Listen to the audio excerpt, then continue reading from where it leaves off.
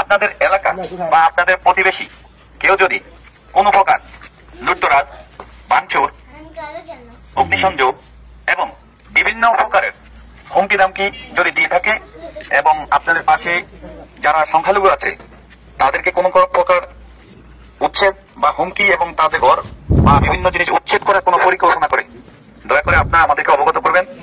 আমরা সোনাগাজী মডেল থানায় আছি এবং আমরা ইনশাআল্লাহ প্রশাসনের সহায়তায় আমরা আপনাদের। আসসালামু আলাইকুম, ঈদ মোবারক।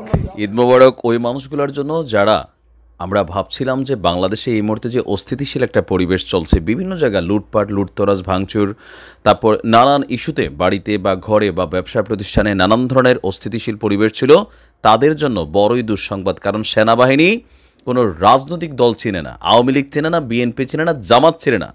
দুষ্কৃতিকারী যেই হবে তার বিরুদ্ধে ব্যবস্থা নেওয়া হবে। খুবই অল্প সময়ের মধ্যে সারা বাংলাদেশের বিভিন্ন জায়গায় সেনাবাহিনী তাদের যেই দায়িত্বশীল নাম্বারগুলো আছে সেই নাম্বারগুলো লোকাল এরিয়াতে ছড়িয়ে দেওয়া হবে। আপনারা যে যেখানেই বসবাস করুন, সেনাবাহিনীর যে কোনো সহযোগিতা নিতে স্থানীয়ভাবে আপনার নিকটস্থ থানাতেই এই মুহূর্তে সেনাবাহিনী অবস্থান করছে। তো আপনারা ভিডিওর প্রথমে একটা বক্তব্য শুনেছেন, তিনি হচ্ছেন আমাদের সেনাবাহিনীর একজন কমিশনপ্রাপ্ত অফিসার। সম্ভবত নোয়াখালীর সোনাগাজী এই এলাকাতে ব্যাপক নানান ঘটনা ঘটেছে, সংখ্যালঘু সম্প্রদায়ও আছে।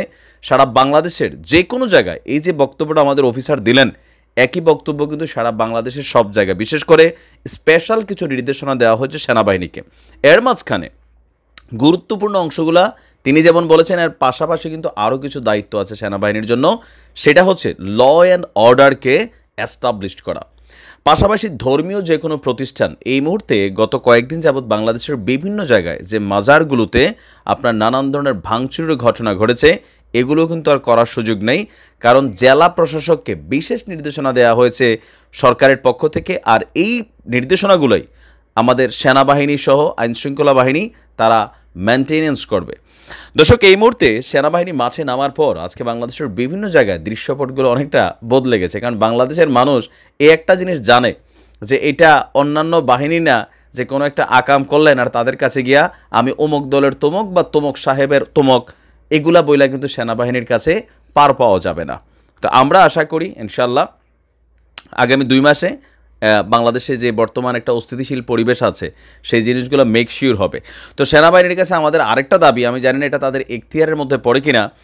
দেখেন, এই মুহূর্তে বাংলাদেশের মানুষের প্রধান আরেকটা চাওয়া হচ্ছে দ্রব্যমূল্যের যে নিয়ন্ত্রণ, মানে এটা একটা ঊর্ধ্বগতিতে চলছে।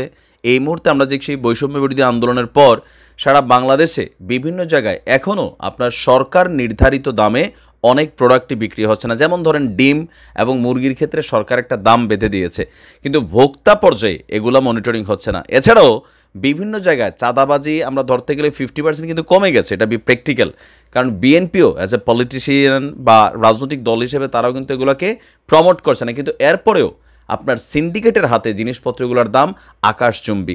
তো আমার মনে হয় যে সেনাবাহিনীকে তাদের মূল দায়িত্বের সাথে যদি এই দায়িত্বটা অ্যাড করে দেয় বাজারকে মনিটরিং করা। কারণ সাধারণ মানুষের জীবনযাত্রার প্রধান একটা জিনিস হচ্ছে 3 বেলা খাওয়ার।